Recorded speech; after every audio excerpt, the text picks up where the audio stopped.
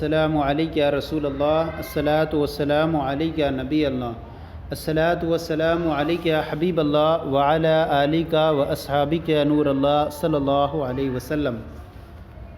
آج ہم آپ کے سامنے نصاب النحو کا سبق نمبر 9 شروع کر رہے ہیں۔ اس نمبر پہ یہاں پر ہیڈنگ نہیں ہے، لیکن سبق نمبر 9 ہے یہ، اور سبق نمبر 9 کی جو ہیڈنگ ہے وہ اعراب اور محل اعراب کا بیان۔ اعراب اور محل اعراب کے بارے میں آج ہم پڑھنے کی سعادت حاصل کریں گے۔ فرماتے ہیں اعراب کی تعریف۔ اعراب کا لغوی معنی ظاہر کرنا ہے۔ اعراب کا لغوی معنی ظاہر کرنا ہے، جبکہ اصطلاح میں یعنی لغت کے اعتبار سے اس کا معنی ظاہر کرنا ہے، جبکہ اصطلاح میں اس سے مراد وہ حرف یا حرکت ہے جس کے ذریعے مورب کے آخر میں تبدیلی ہوتی ہے، یعنی حرف بھی ہوگا یا حرکت ہوگی جس کے ذریعے مورب کے آخر میں تبدیلی ہوتی ہے۔ جیسے مثال دیکھیں، افشا زید سری، زید نے میرے راز کو فاش کر دیا۔ لقیت زیدن، میں نے زید سے ملاقات کی۔ نظرت الی زیدن، میں نے زید کی طرف دیکھا۔ یہاں پر وہ حرف یا حرکت ہے جس کے ذریعے مورب کے آخر میں تبدیلی ہوتی ہے۔ تو یہاں دیکھیں کہ یہ زید مورب ہے، اس پر پہلی صورت میں حرکت دو تنوین کی صورت میں آئی، پھر زید دوسری مثال کے اندر دو زبر کی صورت میں حرکت آئی، اور تیسری مثال میں اور حرکت جو ہے وہ دو زیر کی صورت میں آئی۔ تو یہ حرف یا حرکت ہے۔ تو یہاں پر جو اعراب ہے وہ حرکت کی صورت میں ہے کہ پہلی والی مثال میں افشا یہ عامل ہے اور زید اس کا معمول ہے، اور اس نے اس بات کا تقاضا کیا کہ زید اس کا فاعل بنے، تو فاعل مرفوع ہوتا ہے، لہذا اس پر رفع آیا۔ اور لقیت زیدن، یہاں لقیہ فعل ہے اور تو اس کا معمول اول ہے اور زیدن اس کا معمول ثانی ہے، اور اس نے اس کا بات کا تقاضا کیا کہ زید پر دو زبر آئیں کیونکہ یہ اس کا مفعول بن رہا ہے، اور یہ اعراب حرکت کی صورت میں ہے۔ اسی طرح نظرت الی زیدن، یہاں پر اس کا جو عامل ہے وہ الی حرف جر ہے، اور جار اپنے بابات کو مجرور کرتا ہے، تو اس نے اس بات کا تقاضا کیا کہ زید کو جر دیا جائے، تو یہاں جر جو ہے وہ دو کسرے کی صورت میں ہے، یہ اعراب بالحرکت ہوا۔ اور دوسری مثال، فرح ابو کا، آپ کے والد خوش ہوئے۔ عرفت ابا کا، میں نے آپ کے والد کو پہچانا۔ سلمت علی ابی کا، میں نے آپ کے والد کو سلام کیا۔ یہاں پہلی مثال میں واو جو ہے یہاں جو ہے وہ حرف ہے، اور دوسری مثال میں الف ہے، اور تیسری مثال میں یا ہے۔ اور یہاں پر اعراب جو تینوں مثالوں میں ہے، یہاں اعراب بالحرف کی صورت میں ہے، اور پہلی جو تین مثالیں ہیں وہاں اعراب بالحرکت کی صورت میں۔ پہلی والی صورت میں ابو کا جو اعراب ہے وہ حالت رفع میں واو کے ساتھ ہے۔ یہاں عرفت ابا کا میں، یہاں ابا کا جو اعراب ہے وہ حالت نصبی میں الف کے ساتھ ہے، اور یہاں ابی کا میں حالت جری میں اس کا اعراب یا کے ساتھ ہے۔ تو یہ اعراب بالحرکت حرف ہوئے، اور یہاں اس کے اندر جو اعراب بالحرکت کی مثالیں۔ تو اب یہاں کیا ہوا کہ وہ حرف یا حرکت ہے جس کے ذریعے مورب کے آخر میں تبدیلی آتی ہے۔ تو یہاں مورب کے آخر میں ہر تبدیلی آئی اعراب بالحرکت کی صورت میں، اور یہاں ابو یہ مورب کے آخر میں تبدیلی آئی، پہلی میں واو کی صورت میں، دوسرے میں الف کی صورت میں، اور تیسرے میں یا کی صورت میں۔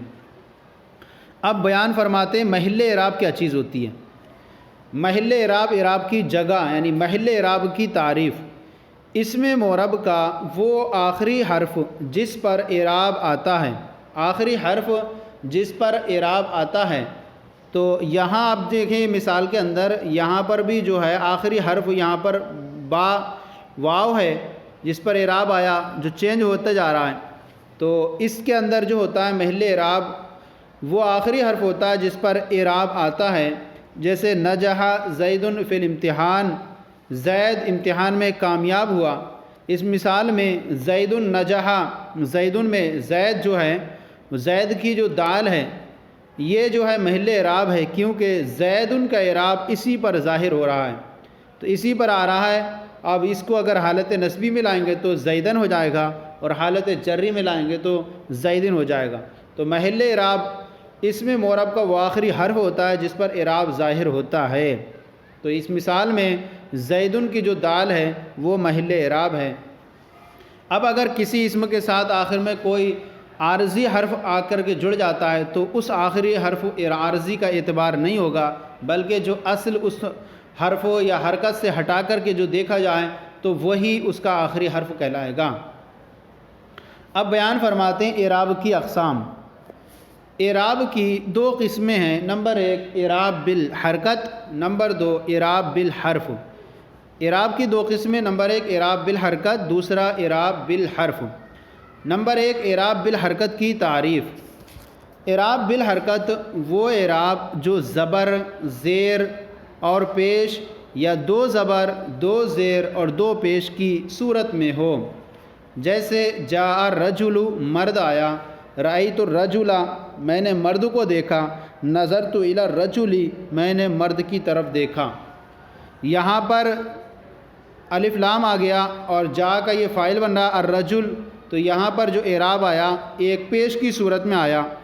یہاں الرجل پر جو اعراب آیا وہ حالت نسبی میں مفعول بننا، یہاں اعراب ایک زبر کی صورت میں آیا، اور یہاں الی الرجل میں جو ہے یہ حالت جری میں ہے اور اس پر عامل الی داخل ہے، تو یہاں پر اعراب جو ہے وہ ایک زیر کی صورت میں آیا۔ تو یہاں دیکھیں کہ پہلے میں رجلو ہے، دوسرے میں رجولہ ہے اور تیسرے میں رجولی ہے، تو یہ محل اعراب یہ لام آخری حرف ہوا۔ اور یہاں پر اعراب جو ہے وہ اعراب بالحرکت ہے۔ اب اس پہ جو انہوں نے یہ کہا کہ دو پیش، دو زبر، دو زیر اور دو پیش کی صورت میں ہو، تو یہ بھی یاد رکھیں کہ اس پر بھی اعراب دو زبر، دو زیر، دو پیش کی صورت میں آ سکتا ہے، لیکن چونکہ ان تینوں پر الف لام داخل ہے، اور الف لام اور تنوین، دو زبر یا دو زیر یا دو پیش ہونا، یہ دونوں ایک دوسرے کی ضد ہیں۔ جہاں پر الف لام داخل ہوگا وہاں تنوین نہیں آئے گی، اور جہاں تنوین ہوگی وہاں الف لام داخل نہیں ہوگا۔ تو ان پر جو ہے دو زبر، دو زیر اور دو پیش کی صورت میں اعراب اس لیے نہیں ہے یہاں پر کیونکہ اس پر الف لام داخل ہے۔ تو یہاں پر ایک پیش کی مثال ہو گئی، دوسری ایک زبر کی، تیسری ایک زیر کی۔ اب اس کے بعد جو مثالیں ہیں وہ دو پیش، دو زبر، دو زیر کی ہیں، جیسے جاء زیدن زید آیا، یہاں پر جو اعراب ہے اعراب بالحرکت ہے دو پیش کی صورت میں۔ رأیت زیدن میں نے زید کو دیکھا، یہاں زیدن پر جو اعراب ہے وہ اعراب بالحرکت ہے دو زبر کی صورت میں۔ اور نظرت الی زیدن میں نے زید کی طرف دیکھا، یہاں اعراب بالحرکت ہے دو زیر کی صورت میں۔ تو یہ دو زیر کی صورت میں کیونکہ یہ اس پر الف لام داخل نہیں ہے اور یہ پہلے سے ہی معرفہ ہے، تو جب یہ معرفہ ہے اور اس پر پہلے سے ہی اور اس پر الف لام داخل نہیں ہے تو اس پر تنوین ظاہر ہو گئی، تو یہاں اعراب تنوین دو پیش، دو زبر، دو زیر کی صورت میں آ گیا۔ تو یہ اعراب بالحرکت کی تعریف ہوئی کہ اعراب بالحرکت وہ جو دو زبر، زیر، پیش یا دو زبر، دو زیر اور دو پیش کی صورت میں ہو۔ اب بیان فرماتے ہیں اعراب بالحرف کی تعریف۔ اعراب بالحرف کی تعریف وہ اعراب جو واو، الف اور یا کی صورت میں ہو، وہ اعراب جو واو، الف اور یا کی صورت میں ہو اس کو اعراب بالحرف کہتے ہیں۔ جیسے جاء ابو کا آپ کے والد آئے، رأیت ابا کا میں نے آپ کے والد کو دیکھا، نظرت الی ابی کا اور میں نے آپ کے والد کی طرف دیکھا۔ ان پہلی مثال میں ابو کے اندر جو واو ہے یہاں اعراب واو کی صورت میں ہے اور اعراب بالحرف ہے۔ دوسری مثال میں ابا کا جو اعراب ہے وہ الف کی صورت میں ہے، یہ اعراب بالحرف ہے۔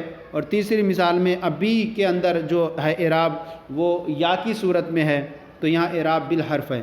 اور یہاں محل اعراب یہی ہیں، جو کہ یہ کاف، ضمیر وغیرہ یہ تو اس کی طرف اضافت کر دی گئی، یہ جو ہیں اس کلام کا، اس کلمے کا جز نہیں ہے کاف، ضمیر وغیرہ۔ تو اصل حرف جو ہے، اصل کلمہ جو ہے پورا وہ ابون، ابین اور ابی ہے۔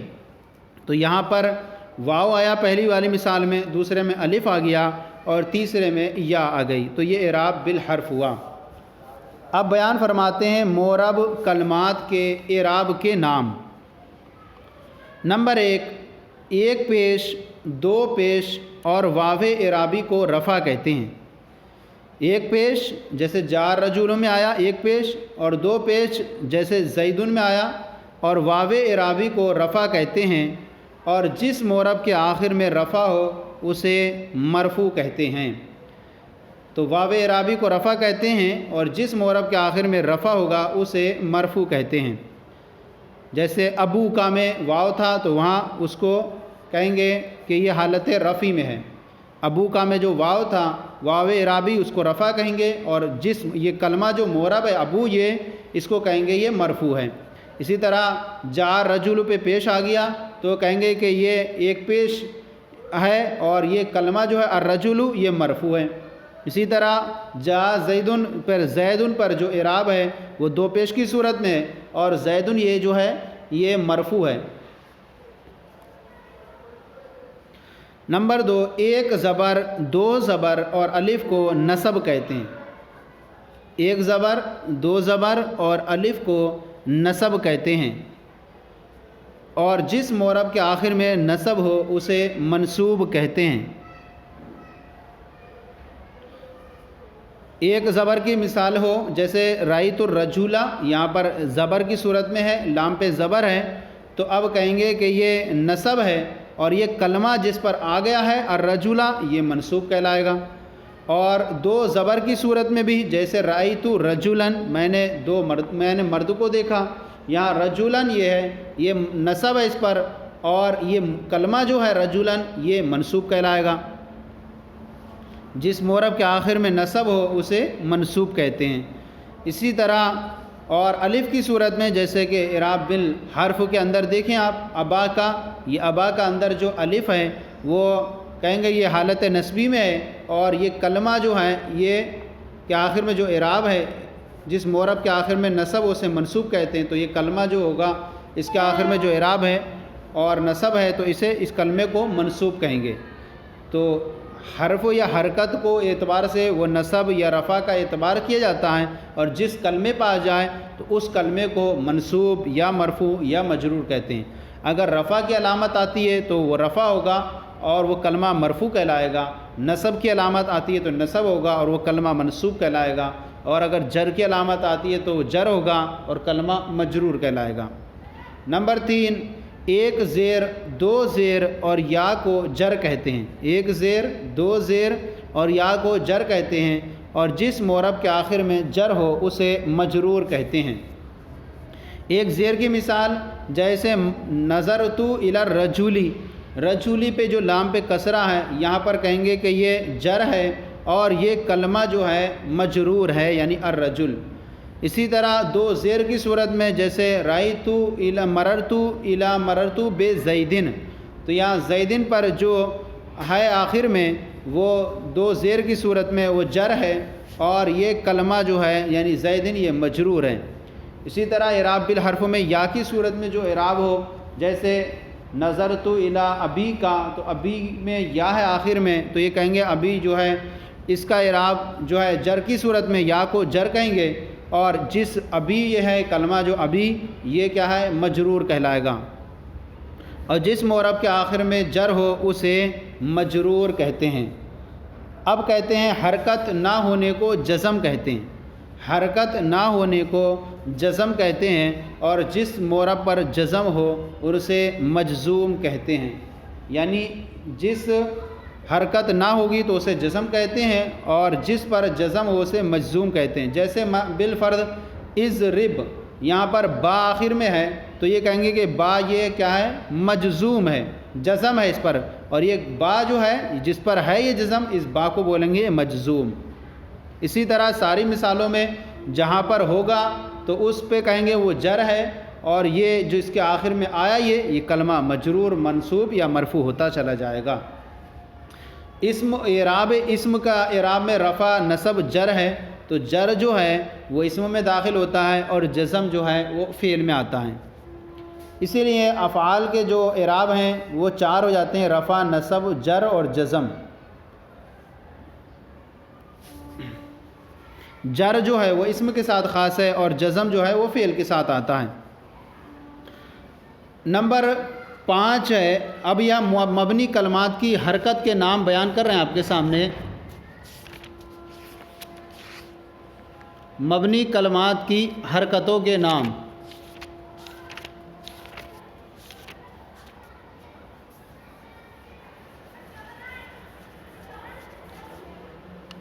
مبنی کلمات کی حرکات کے نام یہاں اس سے پہلے معرب کی بیان کر دیں۔ آپ فرماتے ہیں نمبر 1، پیش کو ضم، مبنی میں پیش کو ضم بولیں گے، اور جس مبنی پر ضم ہو اسے مبنی بر ضم یا مبنی علی الضم کہتے ہیں۔ جیسے اما بعد میں دال کا پیش، یہ دال کا جو پیش ہے یہ کہیں گے ضم ہے، اور بعدو جو پورا ہے یہ مبنی علی الضم ہے۔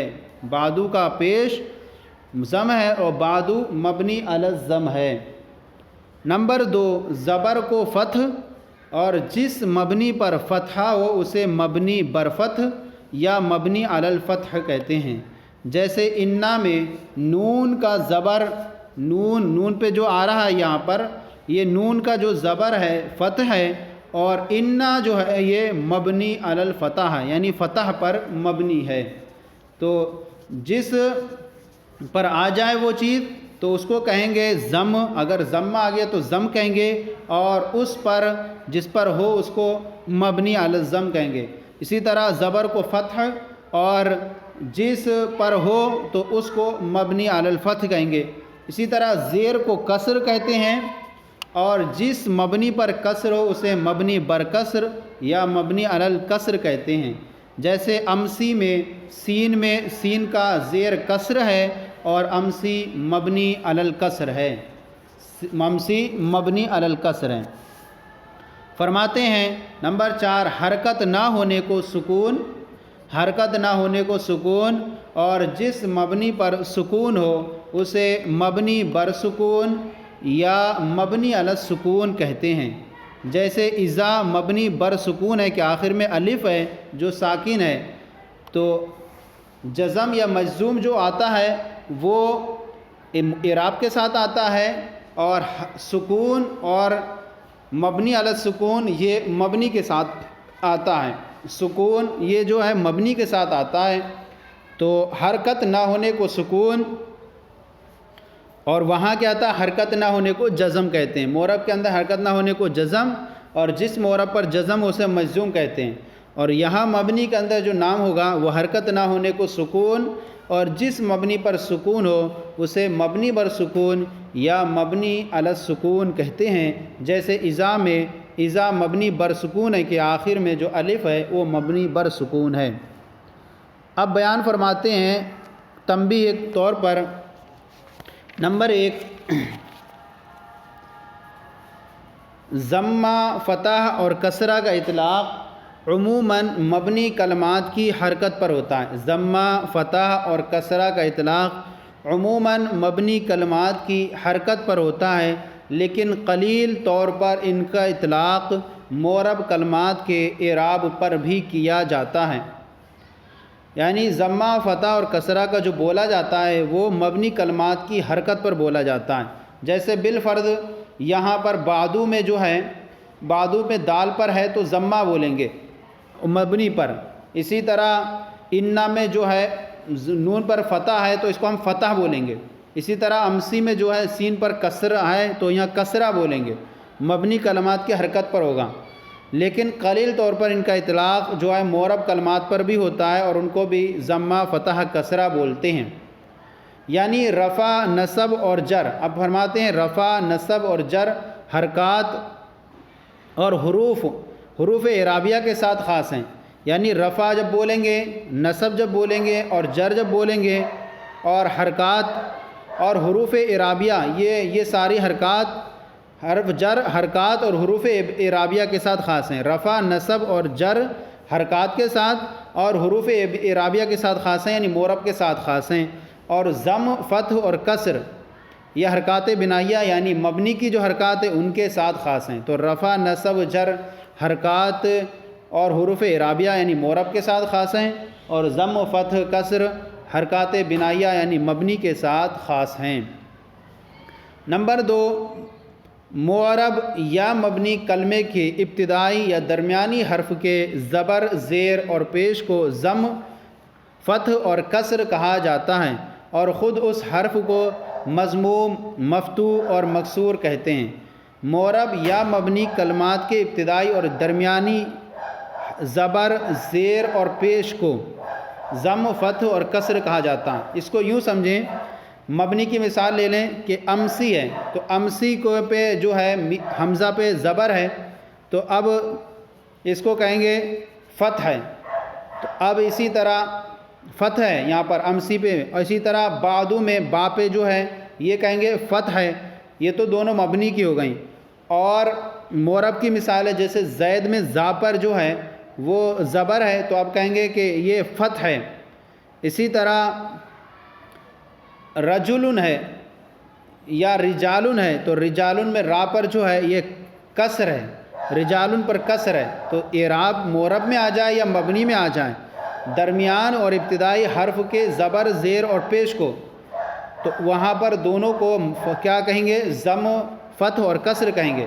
اور خود اس حرف کو اب مضموم، مفتوح اور مکسور کہتے ہیں۔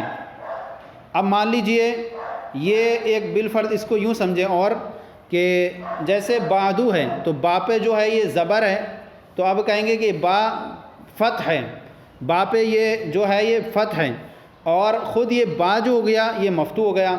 اسی طرح رجال میں را پہ جو ہے یہ کسر ہے، اور خود را یہ جو مکسور ہے۔ اسی طرح جیم پہ یہ جو ہے فتح ہے، اور خود جیم یہ مفتوح ہے۔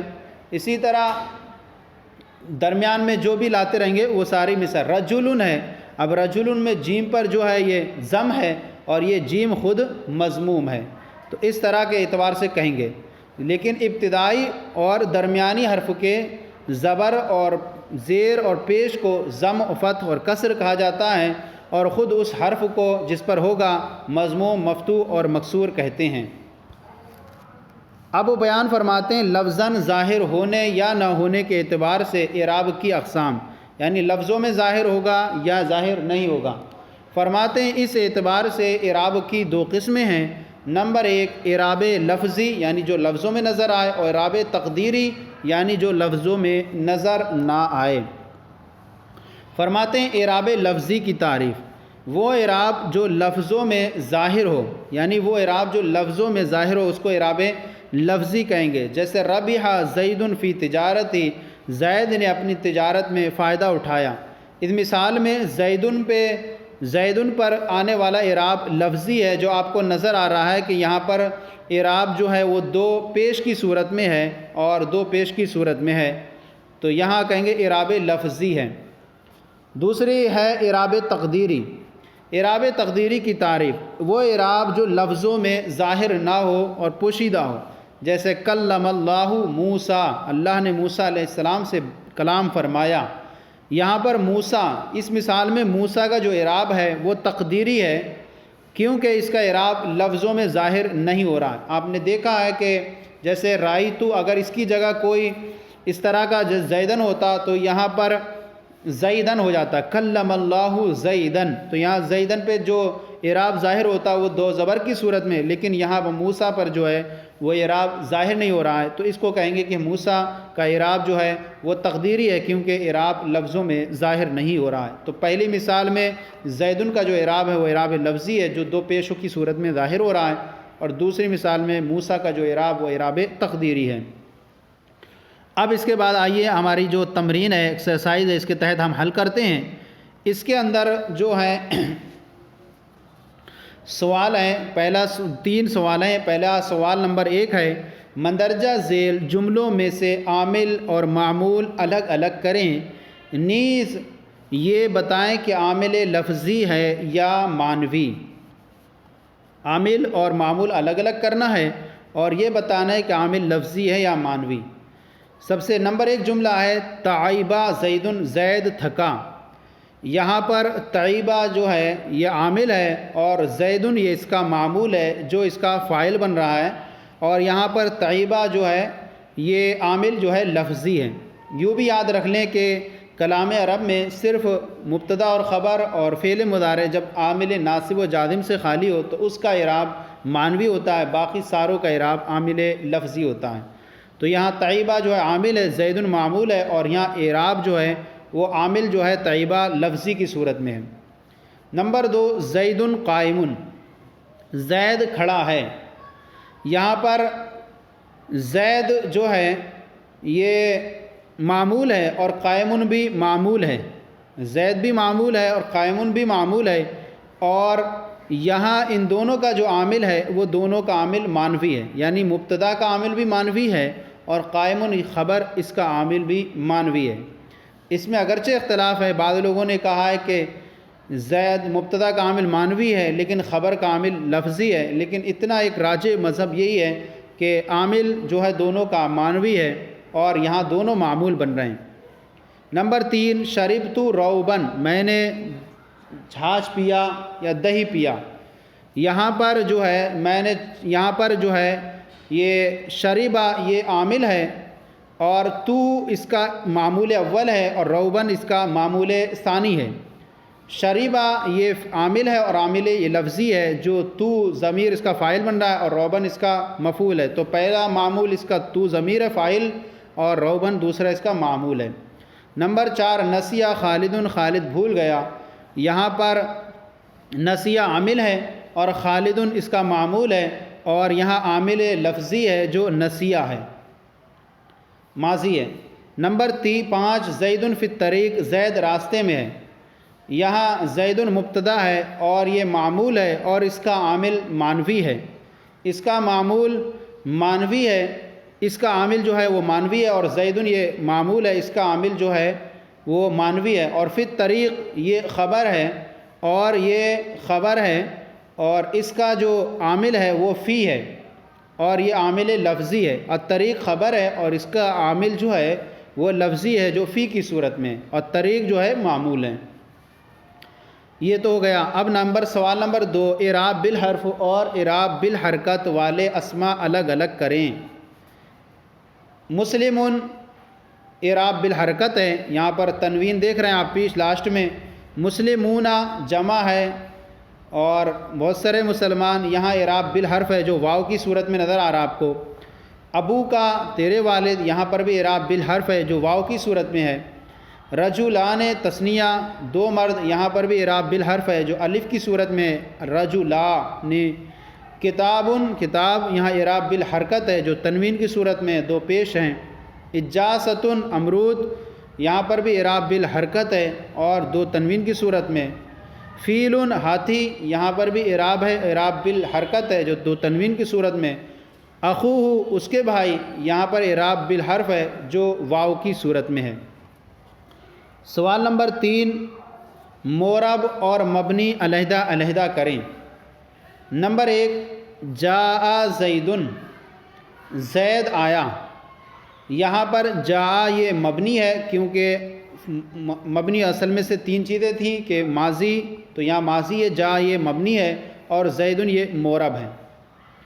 نمبر 2 ذالک زیدن، وہ زید ہے اور ذالک یہ مبنی ہے اور زیدن یہ مورب ہے کیونکہ یہ اس میں اشارہ ہے اور اس میں غیر متمکن کی قسموں میں سے یہ ہے مشابہ مبنی الاصل۔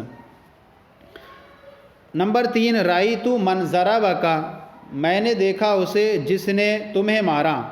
یہاں رأیت بھی مبنی ہے کیونکہ یہ فعل ماضی ہے اور تو ضمیر ہے، اس کے اندر ضمیریں بھی مبنی ہیں تو یہ بھی مبنی ہے، اور من ضربک یہ پورا جملہ بھی مبنی ہے کیونکہ جملہ بھی مبنی کے حکم میں ہوتا ہے، تو یہ بھی مبنی ہے اور یہ پورا بھی مبنی ہے۔ من تو ہے مبنی اور ضربہ پھر ماضی آ گیا اور کاف ضمیر آ گئی پھر مبنی ہو گیا۔ نمبر 4 ہوا سعید، وہ سعید ہے۔ یہ ہوا جو ہے مبنی ہے کیونکہ ضمیر ہے، مشابہ مبنی الاصل ہے، فعل ماضی امر حاضر اور تمام حروف تو مبنی اصل ہیں اور یہ مشابہ مبنی الاصل میں سے ہیں، اور سعید یہ مورب ہے، یہ مورب ہے۔ نمبر 5 غلام زید قائم، زید کا غلام قائم ہے، کھڑا ہے۔ یہاں پر جو ہے غلام زید یہ مبتدا بن رہا ہے اور یہ مورب ہے اور قائم بھی یہاں پر مورب ہے۔ غلام زید مورب ہے اور قائم بھی مورب ہے، ان کے اعراب میں چینجنگ آتی ہے تو یہ مورب ہیں اور دونوں مورب ہیں، غلام پر بھی اعراب بدلتا رہتا ہے اور قائم یہ بھی کیا ہے مورب ہے۔ نمبر 6 ادخل، ادخلو میں داخل ہوتا ہوں، یہ فعل مضارع ہے اور یہ مورب ہے، کیونکہ بتایا گیا کہ کلام عرب میں فعل مضارع مورب ہے اور وہ جبکہ وہ نون تاکید اور جمع مؤنث سے خالی ہو، اور دوسرا وہ مورب ہے جو ترکیب میں واقع ہو۔ نمبر 7 سرتو من البصرۃ الی الکوفہ، میں بصرہ سے کوفہ تک گیا، یہ سرتو مبنی ہے، فعل ماضی ہے، اور من بھی جو ہے مبنی ہے کیونکہ حرف ہے، البصرہ جو ہے یہ مورب ہے، اور الی بھی مبنی ہے، اور کوفہ پھر یہ مورب ہے۔ نمبر 8 ضربتہ، میں نے اسے مارا، یہاں پر یہ مبنی ہے کہ ضربہ ماضی ہے اور ہو ضمیر بھی مبنی ہے۔ نمبر 9 هل الجوال غیر جدید، کیا موبائل نیا نہیں ہے؟ تو یہاں حل جو ہے یہ مبنی ہے، الجوال یہ مورب ہے، اور غیر جدید یہ بھی مورب ہے کہ اس پر بھی اعراب میں تبدیلی ہوتی رہتی ہے، غیر غیرہ، اور الجوال یہ بھی جو ہے مورب ہے۔ نمبر 10 زید نائم، زید سویا ہے، آ زید نائم، کیا زید سویا ہے؟ تو آ یہ حرف ہے اور یہ مبنی ہے، اور زید مورب ہے اور نائب بھی مورب ہے۔ تو یہ جو سبق تھا ہمارا آج خلاصۃ نصاب النو حصہ سبق نمبر 9، اس کا اعراب اور محل اعراب کا بیان آج ہم نے آپ کے سامنے تفصیل کے ساتھ پیش کیا۔ اس کے اندر ہم نے تمرین حل کی اور سبق کو پڑھنے کی سعادت حاصل کی۔ آج کا یہ سلسلہ آپ کی بارگاہ میں پیش کیا، کیسا لگا ضرور بتائیں، اگر کوئی کمی ہو تو اصلاح فرمائیں، اور ہمارے چینل درس نظامی کو سبسکرائب کریں، دوسروں کو شیئر کریں تاکہ دوسرے بھی آپ کے ساتھ ثواب میں شریک ہو جائیں۔ جزاکم اللہ خیرہ، اللہ آپ کے علم میں برکتیں عطا فرمائے۔